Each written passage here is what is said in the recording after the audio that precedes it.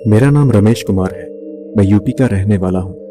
मैं पेशे से डॉक्टर हूँ और मेरा दूसरे शहरों के हॉस्पिटल्स में आना जाना बना रहता है। वैसे तो मैं भूत प्रेतों पर यकीन नहीं करता, लेकिन आज जो घटना मैं आपको बताने वाला हूँ उसने मुझे इन चीज़ों पर यकीन करने पर मजबूर कर दिया। ये घटना सन 2003 की है। उस रात मुझे ऑपरेशन के लिए दूर के एक हॉस्पिटल जाना था। रात के 2:30 बज रहे थे। वहां पहुंचकर पता चला कि ऑपरेशन दोपहर के 2 बजे है। बाहर तेज बारिश हो रही थी तो मैंने हॉस्पिटल में ही रुकना ठीक समझा। करीब 3 बजे मैं कॉफ़ी लेकर बैठा ही था कि तभी मुझे आसपास किसी के होने का एहसास हुआ। मुझे लगा कि शायद ये मेरा वहम हो, लेकिन कुछ ही देर बाद मेरे बालों पर किसी ने फूंक मारी। मैंने पीछे मुड़कर देखा तो वहां कोई नहीं था।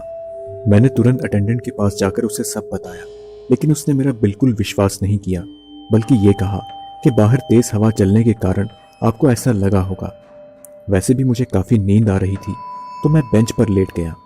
अभी मेरी आंख लगी ही थी कि तभी मुझे किसी की आहट सुनाई दी और साथ ही साथ किसी के जोर से चिल्लाने की आवाज़ आई।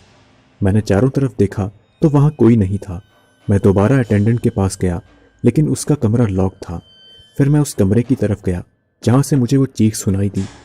जब मैं उस कमरे में घुसा तो वहाँ बहुत से लोग मौजूद थे। शुरू में तो मुझे थोड़ी राहत मिली, लेकिन उन्हें देखकर मुझे कुछ अजीब सा लगने लगा।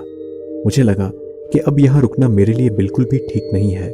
मैं निकलने ही लगा कि अचानक ही उस कमरे का दरवाज़ा अपने आप बंद हो गया, और जब मैं पीछे मुड़ा तो उन लोगों के चेहरे पर एक डरावनी सी मुस्कान छा गई।